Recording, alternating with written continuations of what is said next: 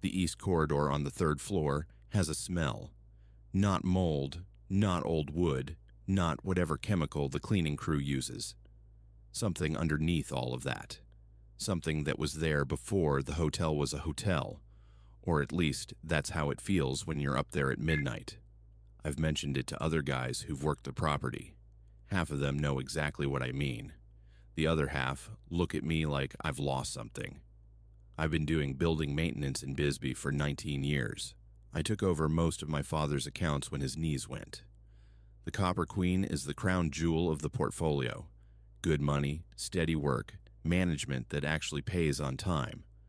I know that building the way I know my own truck. Which junction box feeds which corridor. Which pipes knock in winter. Which elevator cable needs watching. So, when Sandra called me at 11:40 on a Tuesday night in October about a pressure issue on 3, I wasn't annoyed about the hour. Late calls are part of it. I was annoyed because I'd already identified that fitting near 3-122 weeks prior and flagged it in my report, and nobody had authorized the repair until guests started complaining. That's the part that gets to you after long enough. Not the work itself, but watching something small become a problem because of paperwork. I parked in the side lot. Sandra let me in, told me the third floor corridor was empty for the week. Repainting project, rooms offline, and went back to the desk. I took the stairs. The fitting was exactly what I expected. A pressure valve that had been working itself loose for months, the threading worn enough that it needed replacing rather than just tightening.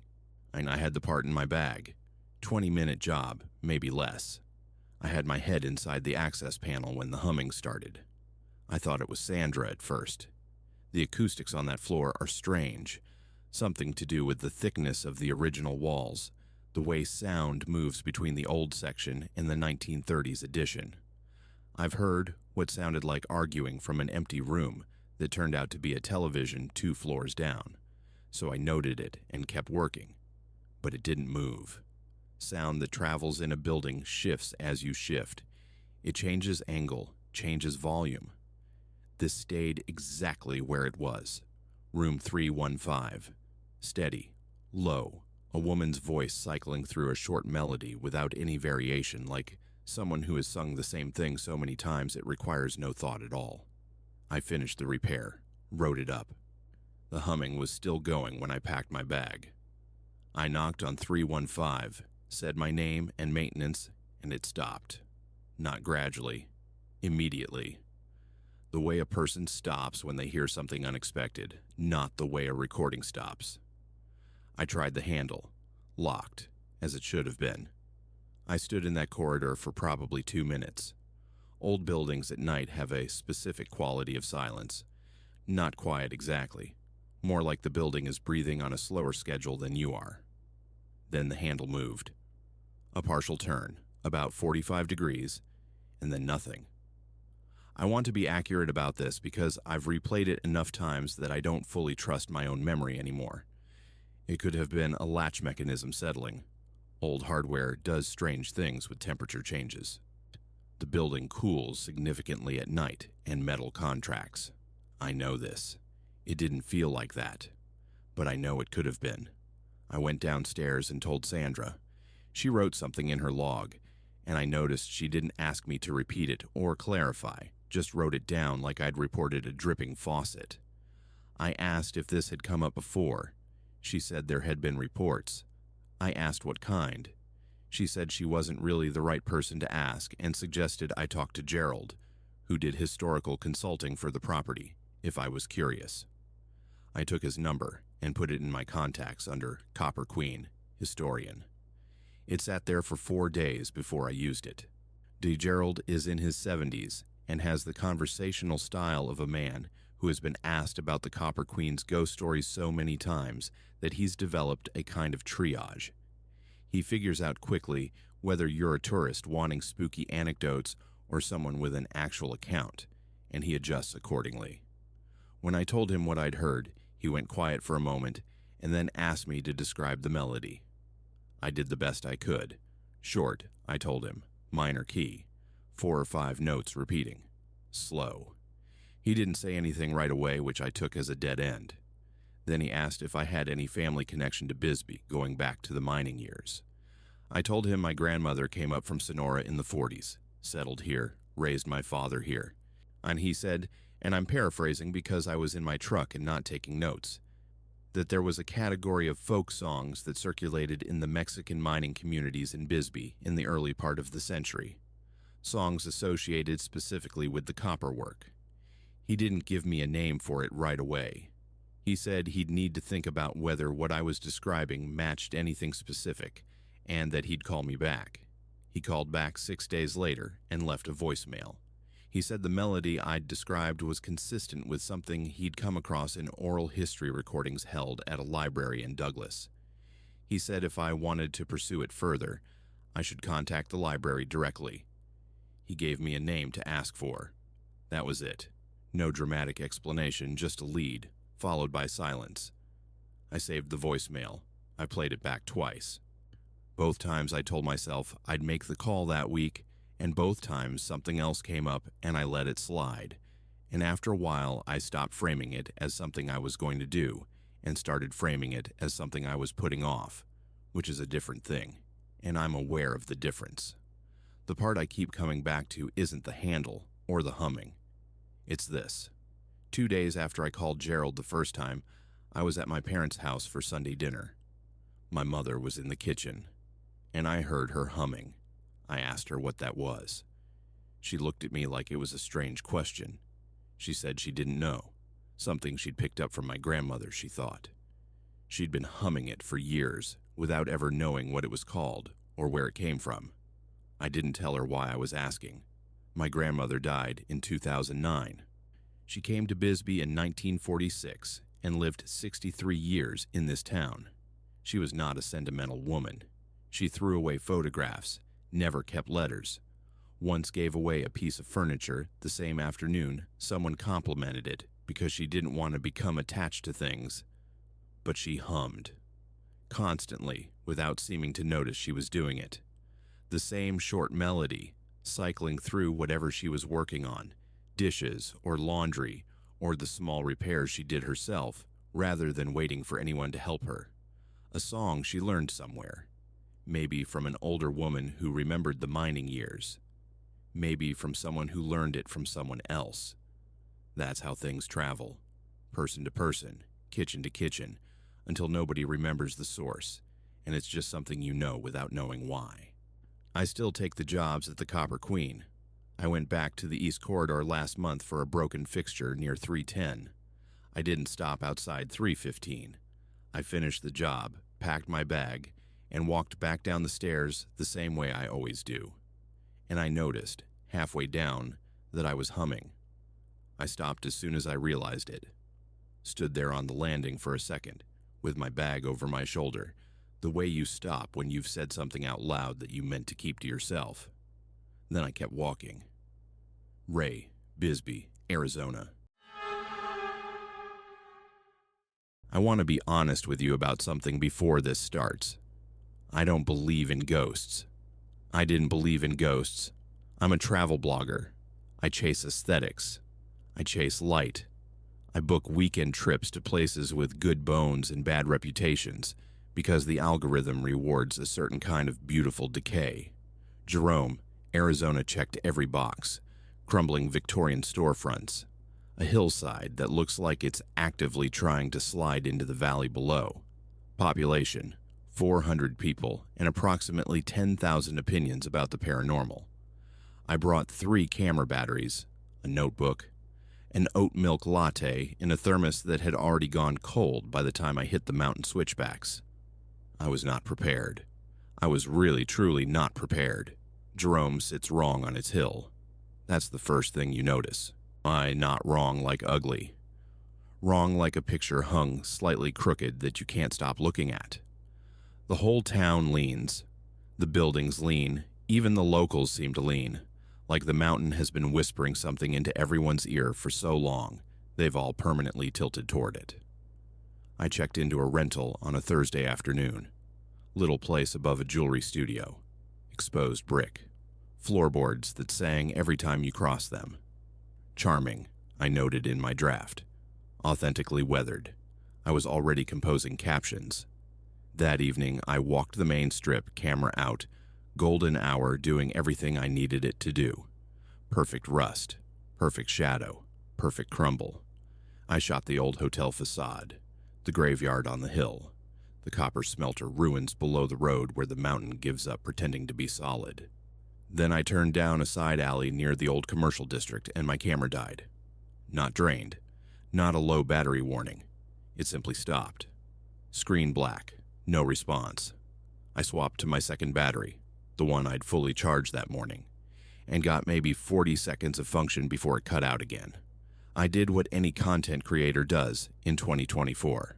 I put the camera away and pulled out my phone. Full battery, good signal. I opened the camera app, framed the alley, and tapped the shutter. The phone screen went black. Not a crash. Not a freeze. The way a candle goes out in a closed room. Sudden, total, and somehow personal. I stood there with a dead phone in one hand and a dead camera in the other, and the alley in front of me doing absolutely nothing. Just sitting there, being an alley. And I felt, for the first time, genuinely uneasy. And I told myself, some kind of localized electromagnetic interference. Old mining infrastructure beneath the street. A buried transformer. Something boring and fixable. Both devices came back to life the moment I stepped back onto the main road. I went back to the rental, charged everything, and slept with the light on. Just a little. The next morning I had coffee at a small place on Main Street. The woman behind the counter had the particular stillness of someone who has watched too many tourists come through asking the same questions. She asked what I was photographing. I told her. The ruins. The hotel. The alley near the old school foundation. She put down the cup she was wiping. "Don't photograph the foundation after dark," she said. Not dramatically, not in a whisper. The way you tell someone there's a pothole on a certain road. Matter of fact. Geographic. Like it was simply a condition of the landscape. No different than watch for ice or the road floods in monsoon season. I asked why. She looked at me for a long moment. "Because whatever is there," she said, "doesn't like being seen." I wrote it down in my notebook under local color. I used a little star symbol. It was going to be a great anecdote. I went back that night. Here is what I know about the old school foundation in Jerome. It is a rectangle of stone barely 2 feet high, half swallowed by scrub brush, sitting on a ledge of the hillside like a forgotten thought. Whatever stood there is completely gone. No walls, no roof, no door frames, just the outline of a thing that used to hold children inside it every morning. I got there around 9:30. Dark enough. Camera on the third battery. Fully charged. I checked twice. Phone in my jacket pocket, also fully charged. A deliberate backup after the previous night. I framed the foundation against the valley lights below. I shot maybe a dozen frames. Wide, then closer still. On the 13th frame, the camera battery died. I reached for my phone immediately this time. Muscle memory. Professional habit. I unlocked it, opened the camera, pointed it at the foundation. It died too. Same as the alley. Same sudden total blackness. Same feeling of something being switched off deliberately, from the inside. I stood there in the dark with 2 dead devices and 1 blurry image already saved to the camera's internal memory, and I walked back to the rental faster than I would like to admit. I didn't run. I want to be clear about that. I walked very, very quickly. I noticed the chalk drawings at 2 in the morning. I'd been awake since I got back. I got up for water, and the floorboards did their singing, and I looked down, the way you look down in old houses cataloging creeks, and I saw them. Chalk marks on the dark wood. Faint. The kind of faint that means either they'd been there a long time or someone had tried to rub them out and not quite finished. Letters. A name. A child's name spelled out in the careful, deliberate, oversized print of someone still learning how letters work. My first thought, and I want to give my rational brain full credit here, was intruder. Prank. The rental host playing on the town's reputation for curious tourists. I checked every window. I checked the door locks. I went through every room with the lights on, now which took about 4 minutes because it was a small rental, and I found nothing and no one. I called the rental host anyway, left a message, took photographs of the chalk with my phone, which worked perfectly inside the house, I noted, which I filed away as a data point I did not yet know what to do with. I checked the locks again. I sat at the kitchen table with every light blazing and waited for morning. I did not sleep. I did not touch the chalk. I posted the photograph on Saturday morning. I framed it carefully. Weird light. Probably nothing. Jerome is wild. Has anyone else had experiences here? Because I am a person who understands audience, and I knew that hedging was the difference between being taken seriously and being dismissed as someone who wanted attention. The rental host called back around noon. She'd gotten my message about the chalk. She was baffled, said the floors had been refinished 2 months ago, completely clean. Said she'd had 3 guests since then with no complaints. She offered to come look. I told her I'd let her know. I kept looking at the photograph. The response to my post was mostly jokes and ghost tour recommendations. But 3 days later, Tuesday, not Sunday, because this is how actual information moves when it isn't convenient for the story, I got an email from a retired schoolteacher. She'd grown up in the valley below Jerome. 30 years in education. In retirement, she had spent the better part of a decade assembling what she called a personal archive of Jerome's educational history, cross-referencing county records, mining company documents, and church registers. She'd seen my post shared in a local Arizona history group she followed. She asked if she could ask me some questions about the photograph. We exchanged several emails over the following week. She was careful, methodical. She didn't offer conclusions. She offered documents, scanned pages from administrative records, a teacher listed in a 1918 school register, the same name absent from every record after the spring of 1919. No death certificate filed in Jerome, no record of departure, an administrative note in the school ledger that read simply, "Position vacant." The figure in my photograph, she said, matched a physical description recorded in a hiring letter from 1917. Long skirt, hair pinned, the particular posture of someone accustomed to standing in front of a room and being looked at. I read those emails many times. Then I looked at the name on the floor. I called the retired teacher. We spoke for a long time. She had been sitting on the 1919 collapse records for years, she said, because one detail had never made sense to her. 12 students were evacuated. 12 names appear in the emergency register compiled that afternoon. The school ledger from that same week lists 13 enrolled students. One name appears in the ledger that does not appear in the evacuation register. The teacher had reportedly gone back inside for a child who had not come out. Her body was recovered weeks later, when part of the tunnel system was finally cleared. The 13th child was never found. No body. No record of a family collecting them. Just name in an attendance column. And then nothing. The particular silence of a person the historical record simply stops accounting for. The name in the attendance column was the same name written on my floor. I sat with that for a long time. I'm sitting with it still. I never published the travel piece. I had 800 words about Jerome's aesthetic charm, and its copper history, and its leaning storefronts, and the way the valley looks at golden hour from the main road. I had captions drafted. I had the algorithmic arc mapped out perfectly. I published the investigation instead. I shared the retired teacher's documents with her permission. I noted every gap, every question I could not answer, every place where the evidence stops short of proof and becomes something quieter and more unresolvable than proof. I don't know what I believe now, exactly. I know that something killed my electronics in a specific geography on 2 consecutive nights. I know a name appeared on my floor that I did not put there, and the rental host cannot explain. I know that name connects to a historical record of a child who entered a collapsing mine and never came out the other side. I know a woman went back into a dangerous place for that child. I know neither of them is accounted for by any record that has ever been found. What I don't know is what any of that means. I'm still an overthinker. I'm still someone who reaches for the boring, fixable explanation before she reaches for anything else.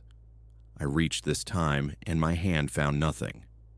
When I left Jerome on Sunday afternoon, I drove the switchbacks down to the valley, and I stopped once, just once, and looked back up at the hill. The town was still leaning, but it felt for just a moment like something up there was finally facing forward. Mile marker 391, 3 in the morning, no moon. I've run this stretch 237 times. I know that number because I keep a log. I keep a log because out here, precision is the only thing between you and the kind of thinking that gets drivers killed. Precise is how I stay safe. Precise is how I stay sane. So I'll be precise now. There was a figure standing in the median. Still. Perfectly still. Arms at its sides, facing the road, facing my headlights, not flinching from the high beams I hit it with at half a mile out. I eased off the throttle, covered the brake. Standard protocol for livestock, drunk pedestrians, suicides. My eyes fixed on it. 20 seconds of road. 10, 5, gone. I mean gone. Not stepped away, not dropped into the ditch. Between one heartbeat and the next, there was nothing where something had been.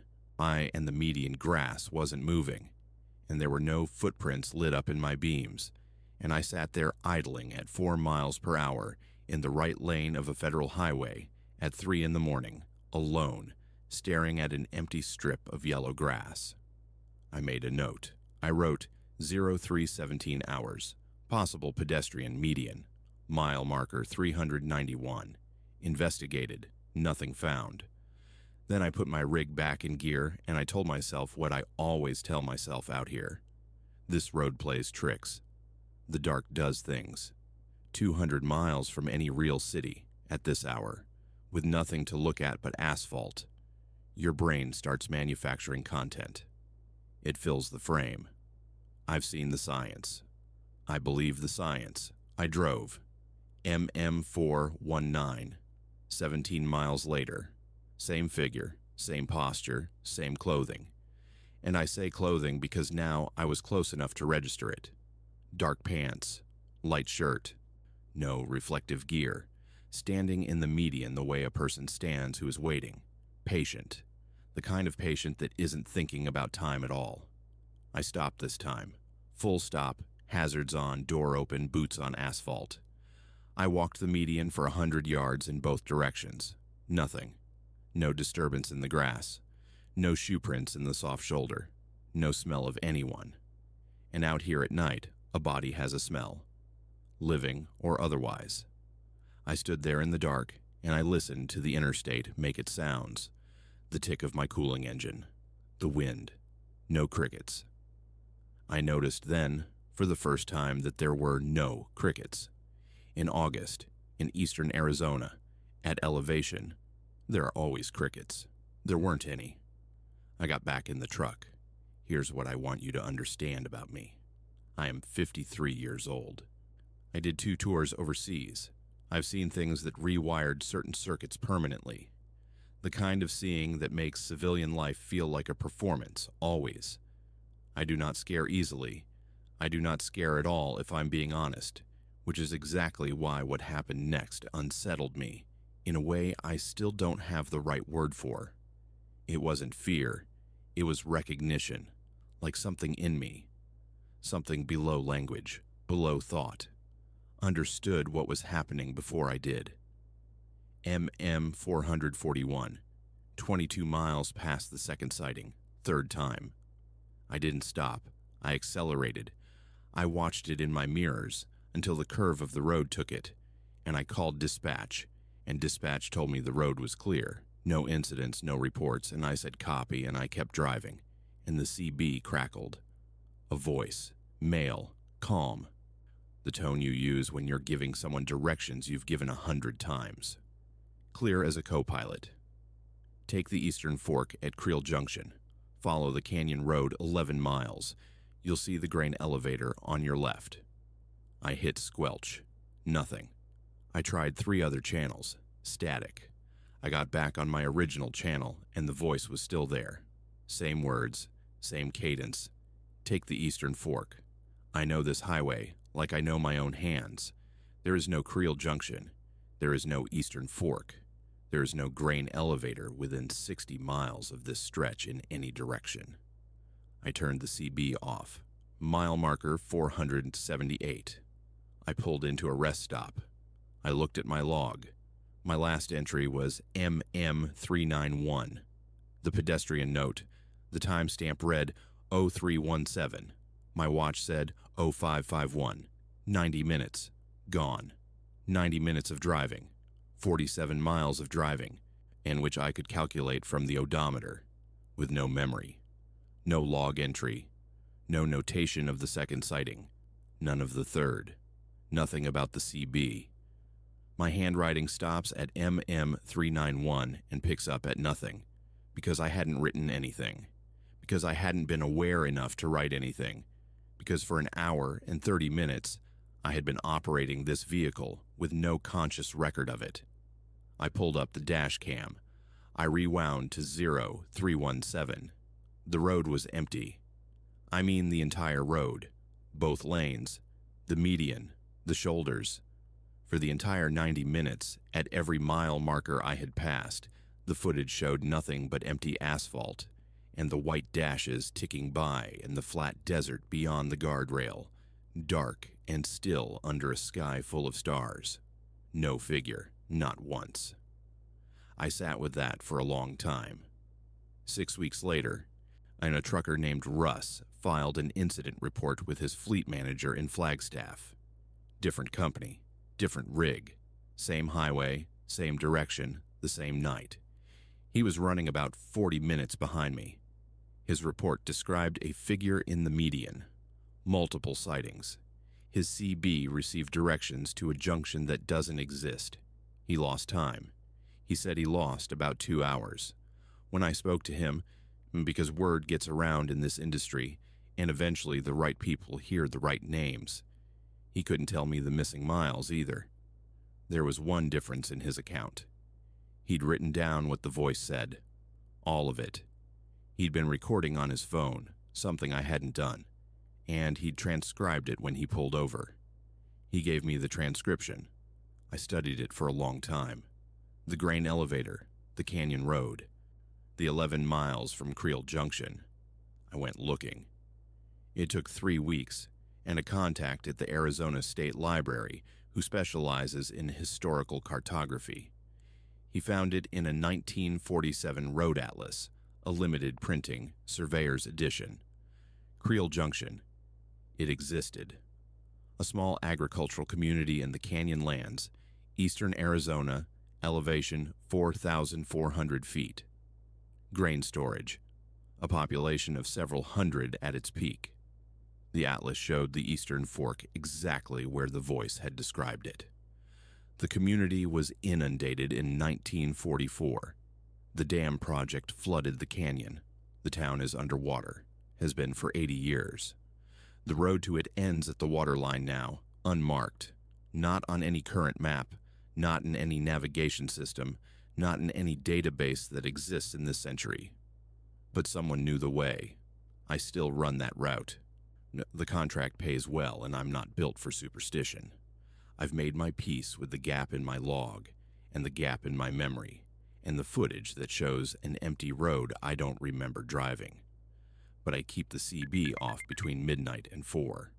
Not because I believe anything, because the voice was calm, because something that calm, giving directions that specific, to a place that drowned before I was born. That's not a thing you respond to. That's not a frequency you stay on. Some roads know where they've been. I don't need them to tell me. I want to say the desert took some getting used to. That's what you tell people when they ask how the move went. Oh, it took some getting used to. What I actually mean is, it never stopped feeling like it was watching me. Chicago had noise, traffic, neighbors you could see through windows. The desert has this patience, like it's waiting for you to finally understand that you don't belong to it. It took me 3 years to stop feeling like a tourist. And then my daughter started drawing the pictures. She'd been drawing the same picture for 2 weeks before I really looked at it. You know how it is. You see your kid's artwork and you say, "Oh, that's wonderful, baby," and you stick it on the fridge, and you're already thinking about what to make for dinner. I had 11 of those drawings on the fridge before I counted them, before I noticed they were all identical. Same wash, same stones, same woman, standing in the center, arms slightly away from her sides, like someone who has walked to a specific place for a specific reason and is waiting for that reason to arrive. Maya always drew her facing outward, watching. Not the house, the water. Whatever water might come. I finally crouched down next to her one afternoon and asked, "Who is this?" She didn't look up from her coloring. "The lady in the wash," she said. I asked if she was a neighbor. Maya said no. I asked who she was then. And my 7-year-old daughter, still coloring, said, "She watches to make sure the water doesn't come back wrong." I laughed. The way you laugh when your kid says something that lands strange and you don't want to make it into a thing. I said, "That's nice. Bug." I put the drawing on the fridge with the others. That night I stood at the kitchen window for a long time looking at the wash, and I told myself I was just enjoying the view. I started seeing her at dusk that same week. Always at the far bend of the wash, where it curves behind the neighboring property. Always still. The mesquite branches moved in the evening thermal. Everything around her moved. She didn't. I told myself it was a neighbor stopped to check their phone. I waited for her to move. She never did. I went inside, made dinner. Didn't mention it to my wife because there was nothing to mention. I saw her 4 more times that week. Always at dusk, always still. And I noticed something each time. She wasn't facing the houses. She was facing the wash, watching it. The way you watch something you have a long history with. Something you don't entirely trust. Then the dog stopped going near the back fence. Biscuit had chased rabbits into that wash 100 times without hesitation. Now he planted all 4 paws at the edge of the patio and would not move. Not for treats, not for the leash. He sat at the back window instead, night after night, chin on the sill, eyes fixed on something below the fence line, whimpering quietly and continuously. Dogs don't perform. That's what I kept coming back to. My kids perform. They cry harder when you're watching. They get scared of things they think they're supposed to be scared of. Dogs don't do that. Whatever was down in that wash at night was something his instincts had no category for. He'd just sit there making that sound, low, steady. Not afraid exactly. More like bearing witness to something he didn't have the language to explain to me.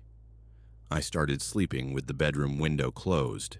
I told my wife it was the dust. She believed me because she wanted to. That's a thing about unease in a marriage. You protect each other from the specific shape of it, and you both pretend that's the same as it not being there. The emergency alert came on a Tuesday. Flash flood watch, upgraded to warning by 9 p.m.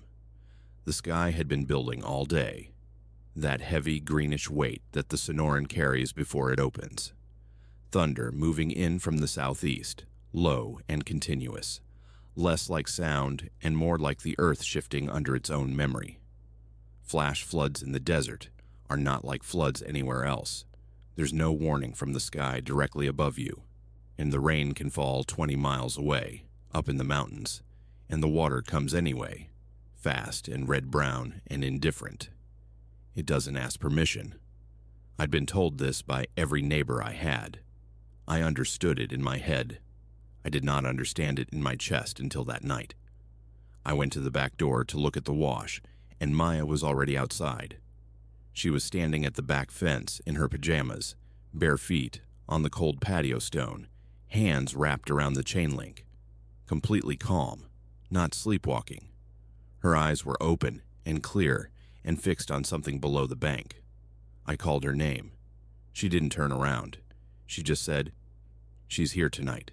She said it's okay. She said the water knows where to go. I picked her up and carried her inside. She looked over my shoulder at the wash the whole time, not with fear, not with the excitement a child has for something strange, with something closer to gratitude. I locked the back door.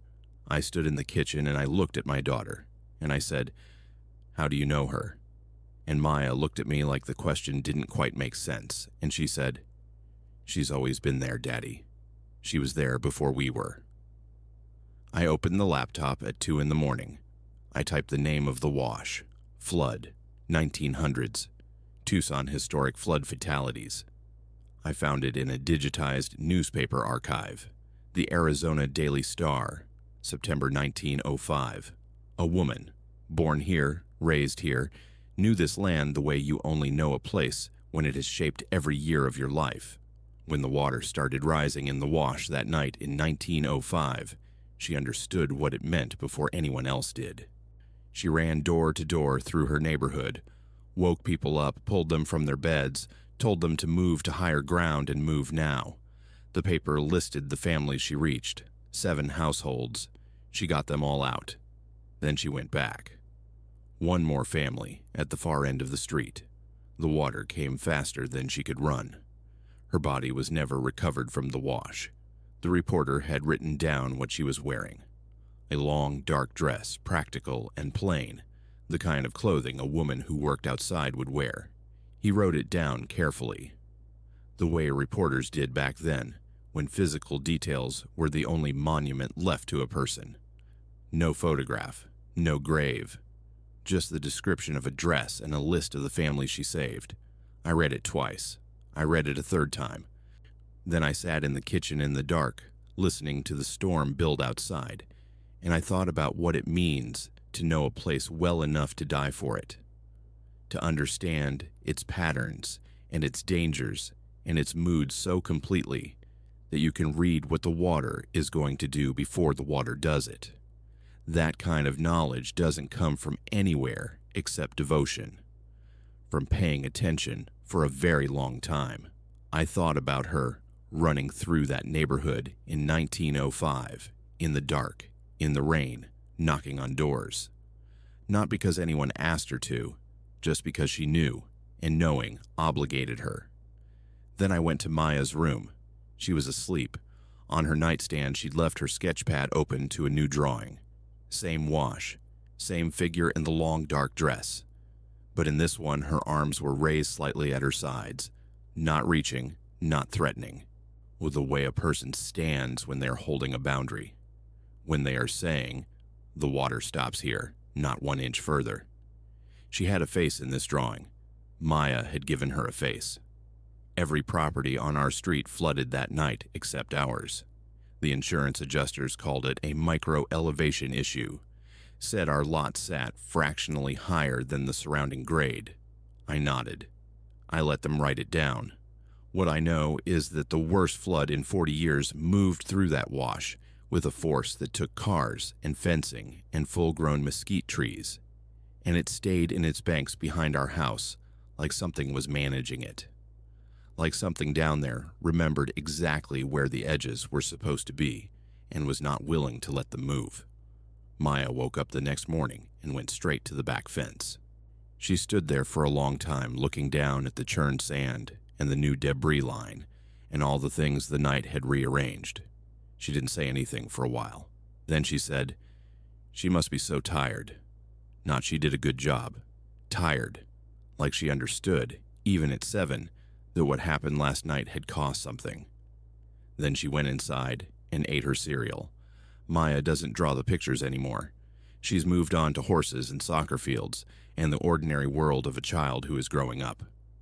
I kept one drawing, the last one. The woman in the long, dark dress with her arms at her sides, and for the first time, a face. Not a frightening face, just a face. The face of a woman who knew this land and loved it enough to spend her whole life, and then more than her life, making sure it didn't hurt anyone. I keep it on the wall in my office, not face down, not hidden. She deserves to be seen. The wash behind our house is quiet now. Pale sand, smooth stones, mesquite roots drinking from water you can't see. I don't know what she is or how any of it works, or what it means that a woman who drowned in 1905 is still standing watch over a neighborhood that has mostly forgotten her name. I don't need to understand it. Some devotions are bigger than understanding. What I know is this: somewhere in that wash, there is a woman who ran back into rising water for a family she barely knew. And 120 years later, she is still there, still watching, still making sure the water knows where to go.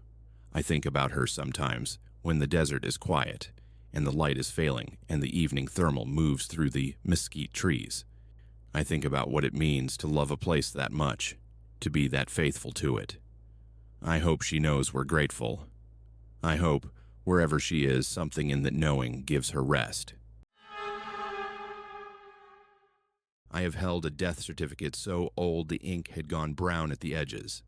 I have cataloged a box of letters written by a man who was hanged the same afternoon he sealed the last one.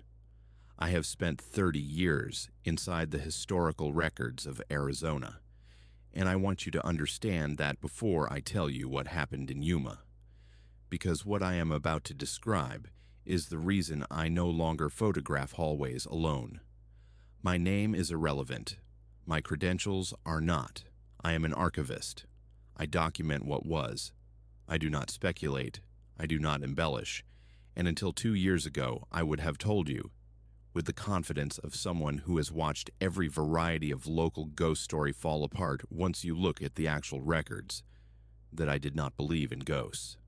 I no longer say that. The Pioneer Hotel in Yuma is the kind of building that makes historians go quiet, not because it is beautiful, though it is in that heavy, sun-bleached way of desert architecture, but because it carries a specific weight. The weight of a night in December 1928, when a fire moved through the upper floors and took 19 people with it. It is the kind of event that leaves a scar in the memory of a small city, the kind of story that gets retold in careful, factual language by people who were not there, and in much quieter language by people who work there now. I was not there to investigate the fire.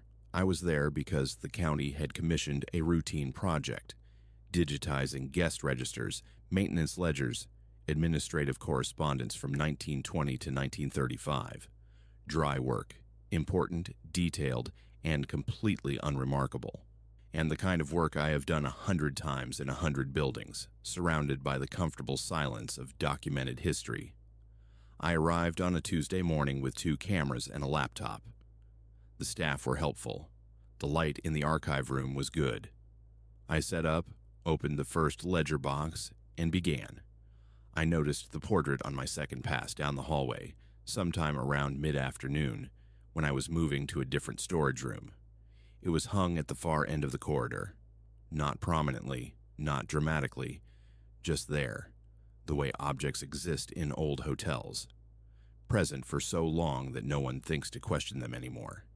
It showed a man, 1920s clothing, dark jacket, high collar, the slightly stiff posture that formal portraits of that era required. The painting itself was what you would expect. Flat background, uncomposed expression, the kind of portrait that gets donated to institutions because no living relative wants it, except for the eyes. I am going to be precise here, because precision is what I owe this account. The eyes of the figure were photorealistic in a way that the rest of the painting was not. Not out of place, not poorly done, but painted in a completely different register. The surrounding face was period correct. Flat tones, limited detail, the visible brushwork of a competent portraitist. The eyes looked like a photograph of a living person placed inside a painting of someone long dead. 2 different things. 2 different hands. Maybe 2 different centuries. I stood there for a moment. Then I raised my camera and I took the picture. I asked the woman at the front desk about it before I left that evening. She had worked at the hotel for 11 years. She did not know what portrait I was referring to. I described it back to her. 1920s. Clothing, end of the east corridor, frame looked original.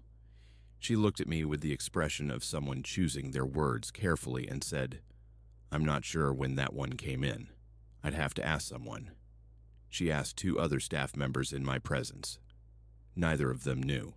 No one could tell me who had hung it, when it had arrived, or whether it was on any inventory. One of the younger staff pulled up a document on his phone and scrolled through it twice and found nothing. The portrait had no plaque, no record, no name. That should have been the end of my curiosity. Instead, I went home and opened the photograph on my laptop. The man in the portrait was standing, not seated. His left hand, which I did not remember seeing raised, was lifted slightly at his side, not in gesture, just elevated the way a person's hand drifts when they shift their weight. The eyes were the same, but the position was not what I had photographed. I want to be honest with you. I spent 45 minutes convincing myself I had misremembered. I'm in my 60s. I have taken tens of thousands of archival photographs. I do not misremember the composition of a shot I deliberately framed. I went back the next morning at 8, before the hotel opened to guests, with both cameras and a notebook where I had written a description of the portrait from memory the night before. Position of the hands, posture, angle of the head, so I would have something to compare against. The hallway was empty. Not the portrait moved. Not the portrait turned to face the wall. The hallway was empty. The hook was still there. I photographed it. A small brass hook. The paint around it slightly discolored where a frame had rested for what looked like a very long time. But the portrait was gone. I spoke to the manager that morning. He was polite, thorough, and genuinely concerned, I think, that a county archivist was standing in his lobby, describing a painting his staff could not account for. He walked the corridor with me personally. He agreed the hook was there. He agreed the paint discoloration was consistent with a frame having hung there for some time. He told me he had no record of any portrait ever being displayed in that hallway, that none of his staff had moved or removed any artwork in the past week, and that he would look into it. I've never heard back from him. 3 weeks later, back in my office, I was cross-referencing the hotel's photographic archive when I found it. A photograph taken by another researcher in 1987 during a previous documentation effort. The photograph was of the hotel lobby, slightly overexposed, taken from the doorway looking toward the east wing. It was not a photograph of the hallway. The hallway was in the background, caught at an angle, the way background details get caught when a photographer is focused on something else. In the background, at the end of the corridor, partially cut off by the edge of the frame, was the portrait. Same position on the wall, same frame. The figure was too small to resolve clearly, but the shape was unmistakable. Same dimensions, same aspect ratio, same hook. It had been there in 1987. It was there when I arrived. It was gone by the next morning, and no one could account for it. Not its presence, not its absence, not anything in between. I spent a month going through the guest registers after that. Not because the project required it, because I needed to know whether the face in my photograph matched any documented guest of the Pioneer Hotel. The fire occurred on the night of December 19th, 1928. I cross-referenced the check-in records for that week with the checkout records for the same period. There was one name that appeared in the register for the night of December 18th, the night before the fire, that did not appear in any checkout record. Not unusual in itself. Some guests left without formal checkout. Some guests did not leave at all. But this name did not appear on any casualty record either.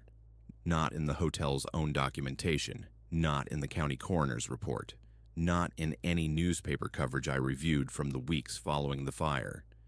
He had checked in. He had no checkout. He had no death record. As far as the historical record was concerned, He simply ceased to exist at some point between the evening of December 18th and the morning of December 20th, 1928. The face in my photograph, the eyes specifically because those were the only photorealistic feature, matched every description I could find for that name. I will not claim more than the evidence supports, but the correspondence was enough that I included it in my formal submission to the county archive. Both photographs, the 1987 image, my notes, a full written account of everything I have described to you tonight. The file was received. It was logged. It was marked incomplete. No explanation was given for the classification. I submitted a follow-up request asking which elements were considered insufficient. I received a form acknowledgement. I haven't heard a word since. I still have both photographs. I look at them sometimes, not because I expect them to tell me something new, but because I am an archivist, and keeping a record is the only honest relationship I know how to have with something I cannot explain. He checked in on the night of December 18th, 1928. There is no record of him ever leaving. And for at least 60 years, possibly much longer, something with his face has been hanging at the end of the east corridor of the Pioneer Hotel in Yuma, Arizona, watching every researcher who walks past. I do not know what it wants. I know the file is marked incomplete. I know that so is he. There are places that remember, not the way people remember, not softly, not with nostalgia, the way stone remembers, the way a wound remembers, complete, patient, without any interest in whether you're ready to hear it. Canyon de Chelly is one of those places. I've worked as a guide there for 11 years. I was born 4 miles from the South Rim. My grandmother's grandmother's grandmother walked those trails before there were trails, before there were names for what lived in the shadows of those walls. I know the rules of that canyon. Don't touch the petroglyphs. Don't enter restricted areas. Don't call out to anything that calls back. I knew all of this. And still, I was not prepared for a Tuesday afternoon in late October, when a man from Ohio walked back out of a restricted corridor speaking in a voice that was not entirely his own. He'd been in my tour group since 9 that morning. Retired engineer, pleasant. Asked reasonable questions about erosion patterns and cliff-dwelling construction. The kind of visitor I like. Curious, careful, respectful of the scale of the place. I noticed him drifting toward the boundary marker around 2 in the afternoon. I called out. He waved back. I thought he'd understood. He hadn't. By the time I worked my way back through the group, he was gone. Past the marker, down into the lower corridor that runs northeast toward the part of the canyon that isn't on any tour map. The part we don't discuss with visitors, not because it's dangerous in any physical sense, because it's complicated in ways I don't have a liability waiver for. I waited, sent the rest of the group ahead with my colleague, stood at that boundary marker for 40 minutes, watching the shadow line crawl across the canyon floor, listening to the particular silence that fills a space when something in it is paying attention. He came back just before 3.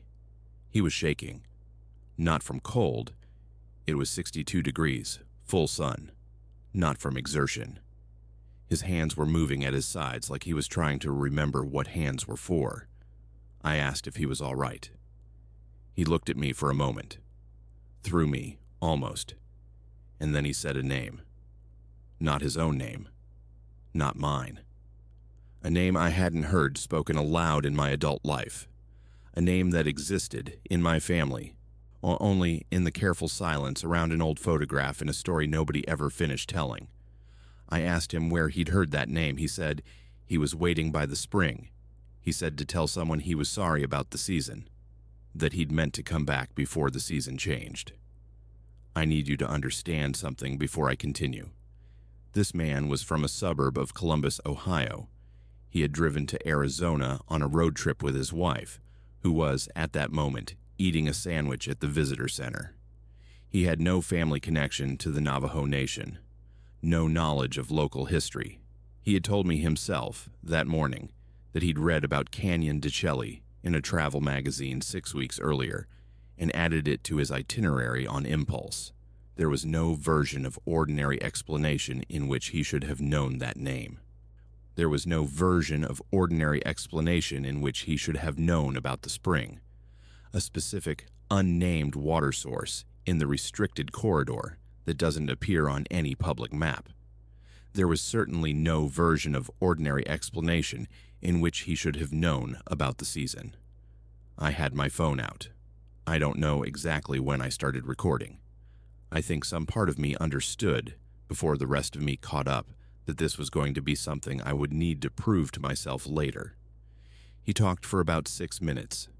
He described rock formations using names, old names, not the designations on park signage, but names I recognized from stories told to me when I was young. He described the quality of light at a specific bend in the corridor at a specific time of year. He described the sound the water made coming out of the rock face at the spring. His voice was his own voice. His cadence, the flat measured cadence of a Midwestern engineer explaining a process, was his own cadence. But the knowledge was not his. At one point he stopped mid-sentence, tilted his head slightly and said, "He wants you to know he can see the trailhead from where he is. He says he recognizes the entrance marker. He says you changed it." We had replaced the trailhead entrance marker 18 months earlier. By 5 o'clock, he was himself again. Completely. He remembered walking past the boundary marker. He remembered feeling, he said, like he'd walked into a room where a conversation had been happening for a long time, and he'd simply stepped into it. And then nothing. Just a gap. And then me, standing in front of him, and holding my phone. He was embarrassed about the boundary violation. He apologized twice. He asked if there was a fine. He had no memory of anything he'd said. I drove to my great-aunt's house that night. She is in her 80s. She was a young woman when her brother went into that canyon in the spring of 1971 and did not come back out. Search parties. Weeks of searching. No remains ever recovered. No explanation that satisfied anyone. The family had folded his absence into itself the way families do. Carefully, quietly, with a grief that became structural over time. Part of the architecture of who we were. I sat with her at her kitchen table, and I played her the recording. She listened without moving. 6 minutes of a retired engineer from Ohio describing a spring and rock formations and a season, and in the voice of a man recalling something he'd been told rather than something he'd experienced. When it finished, she sat quietly for a long time. Then she said, "He was trying to finish something." She didn't elaborate. She didn't need to. I've thought about that phrase every day since. Not trying to come back. Not trying to be found. Trying to finish something. As if whatever pulled him into that canyon in 1971 was not an ending but a middle. As if 50 years had passed the way an afternoon passes when you're focused on a task. As if the canyon had simply been holding him in place while the rest of us aged and grieved and eventually stopped talking about him out loud. I don't know what he was trying to finish. I don't know if he ever will. I don't know if the man from Ohio was a coincidence, some strange neurological event dressed in borrowed language, or if the canyon reached out through him the way it reaches through water and wind and the specific acoustics of sandstone corridors that carry whispers a mile before they dissolve. What I know is this. The name he spoke was correct. The spring was correct. The season was correct. The entrance marker was correct. 4 correct things that a stranger from Ohio had no way of knowing. I still lead tours. I still respect every boundary. More carefully now, if anything, more deliberately. Because I understand now that the boundaries are not just for the visitors. They are instructions. They are agreements between the living and whatever the canyon holds. And every morning before I start, I leave a small offering at the trailhead. Nothing elaborate. Just something to acknowledge that I know he's still out there somewhere in those corridors. still working on whatever he came back to finish. Just in case today is the day he finds his way to the end of it. Just in case he needs to know someone left the light on. I need you to understand something before I tell you this. I don't believe in things I can't measure. That's not a personality trait. It's a professional requirement. I've spent 31 years as a licensed architect. I've designed hospitals, schools, a federal courthouse. I've signed my name to structural calculations that determine whether a building stands or collapses, whether people live or die inside something I drew on paper. You cannot do that work and traffic in the unverifiable. You cannot do that work and trust feelings over load-bearing data. So when I tell you what happened in my house, the one I designed myself, the one I know down to the last millimeter of rebar, I need you to understand what it cost me to say it. I'm not here because I want you to believe in ghosts. I'm here because I don't know what else to call it. I designed the house in 2019. The land came available through a private sale, just over an acre, northeast slope of the Camelback Mountain Corridor, Phoenix. Scrub desert, saguaro, the kind of land that looks like it's been untouched since the beginning of time. That's what drew me to it. I'd been designing homes for other people for 3 decades. I wanted once to design something for myself. No compromises, no client notes, no one telling me to widen the garage or move the master bath. I know every wall in that house the way you know your own handwriting. I specified the concrete mix. I approved the framing. I was on site during every phase of the pour. When you've done this work long enough, a building becomes almost biological. You understand its skeleton, its breath, where it holds tension and where it rests. That's important. Hold on to that. Construction finished in late 2020. I moved in that December. The sound started 3 weeks later, 3:17 a.m. The first time, I assumed HVAC. New systems take months to calibrate, especially in desert climates where the temperature differential between day and night stresses ductwork in ways you don't always model correctly. I logged it, checked the system logs in the morning. Nothing anomalous. The second night, 3:17 a.m. The third, the fourth. By the second week, I had stopped checking the clock before looking. I would simply wake up, and when I reached for my phone, it was always the same. Not 3:14, not 3:20. A window of maybe 90 seconds every single night centered on the same point. I know what you're thinking. Exact to the minute sounds like a horror story detail, but I want to be precise. It wasn't a clock striking. It wasn't mechanical. It was more like the way your body wakes before an alarm you've used long enough. A rhythm that has become internal. That's what unsettled me about it. Not the precision, the familiarity of it. I want to describe the sound accurately because this matters. It was not a pipe knock. Pipes knock in patterns related to pressure change. Irregular, reactive. It was not settling. Settling is a low-frequency groan, structural, directional. This was neither. The closest I can get, imagine someone placing their hand flat against a wall, not knocking, not scratching, just pressing. The sound a wall makes when something leans against it from the other side. Purposeful. That's the word I kept returning to. Oh, and it sounded like something with intention. I'm a measurement person, so I measured. I set up acoustic monitoring equipment, the kind used in structural diagnostics sensitive enough to detect microfractures in concrete. I ran it for 2 weeks. The sound registered every single night. Same window, same duration, between 4 and 7 seconds. Same location, the interior wall of what I'd designed as a study, the northeast corner of the house. The waveform was the problem. I sent the recordings to a colleague at ASU who does architectural acoustics research. She analyzed them without context. I told her nothing about the house, nothing about the circumstances. She called me after 3 days and said, "This is strange. I can't match this to any structural or environmental source category." Where did you say this building was? I hadn't said.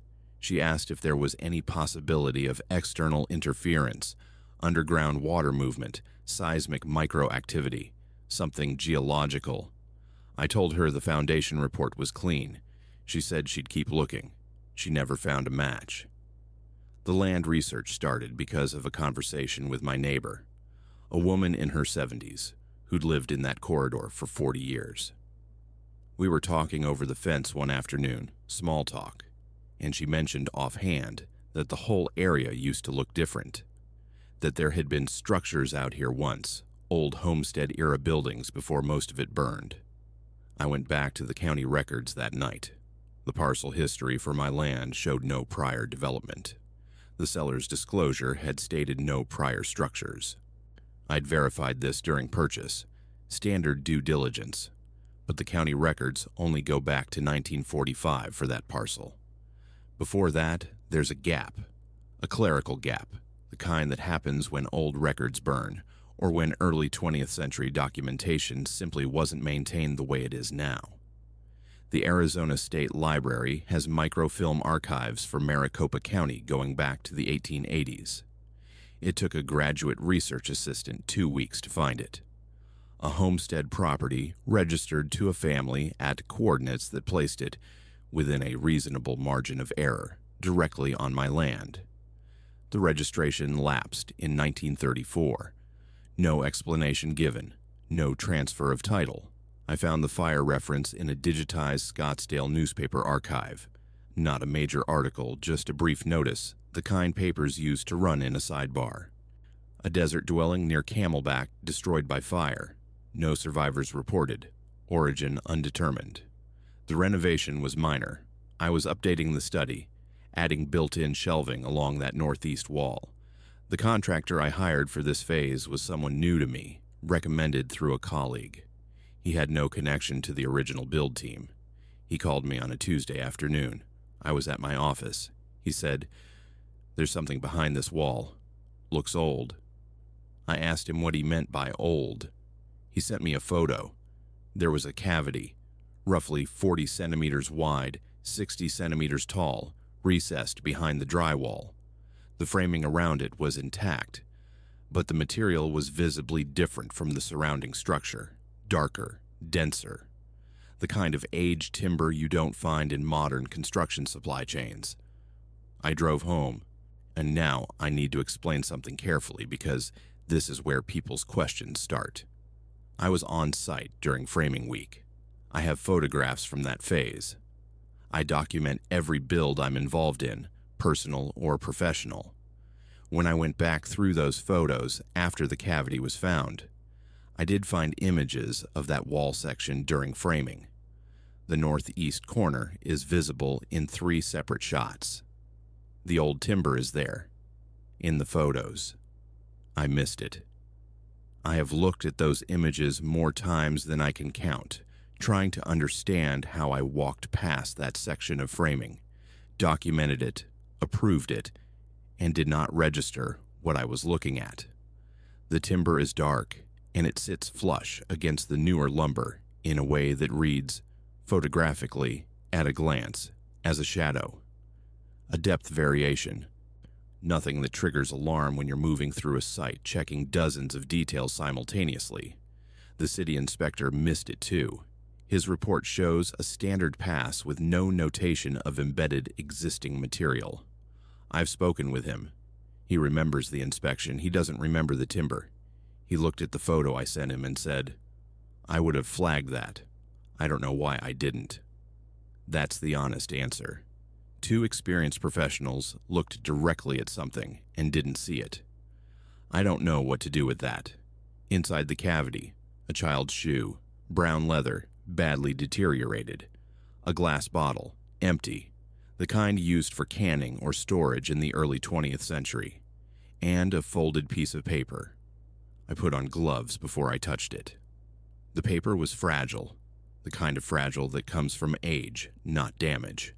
And I unfolded it in the light of the contractor's work lamp. 1 sentence, written in pencil, in the unsteady, effortful handwriting of a child. "I stayed so you wouldn't be alone. I want to be very precise about what I did next, because I know what you're thinking, and I thought it too. I thought contamination. I thought staged. I thought someone has gone to extraordinary lengths to place a very old piece of paper inside a wall cavity in a house I designed, on land I researched, in a city where I have no known enemies. I had the paper tested. Carbon dating places it in the 1930s. The margin is plus or minus 15 years, which means the earliest possible date is 1920, the latest 1950. The handwriting was analyzed by a forensic document examiner I retained privately. Her conclusion, consistent with a child between the ages of 8 and 10, based on letter formation, pressure patterns, and spatial reasoning visible in the script. I never publicized any of this. Not the paper, not the testing, not the recording. I'm telling you now because I've been sitting with it for 4 years, and I don't have anywhere else to put it. I still live there. I want you to understand that I thought carefully about whether to stay. I'm a pragmatic person. I made a list. The kind of list I make when I'm evaluating whether a structure is sound. I wrote down what I knew, what I didn't know, and what the evidence actually supported. The evidence supported an unexplained acoustic phenomenon with no matched waveform source.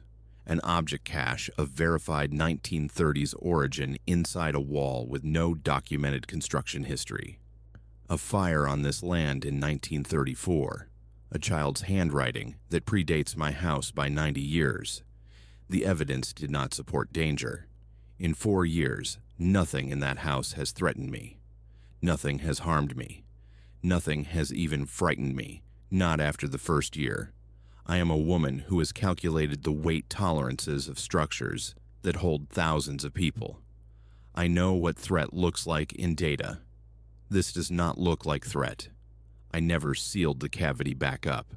I built a small panel into the shelving, flush, hinged, indistinguishable from the rest of the wall unless you know exactly where to press. I can open it whenever I choose. I leave it open most nights now. I don't know what I believe about what's in that wall. I'm an architect. I believe in load-bearing structures. I believe in the integrity of materials under stress. I believe in what can be measured and documented and signed. But some nights, not every night, not even most nights, I sit in that room and I talk. Not to anyone specific. Not to anything I can name or define or put in a report. Just to the room. Just to that open space behind the panel. The sound at 317 has changed. I noticed it sometime in the second year. It's harder to describe than it was before, but I'll try. It used to feel unresolved, like something waiting for a response.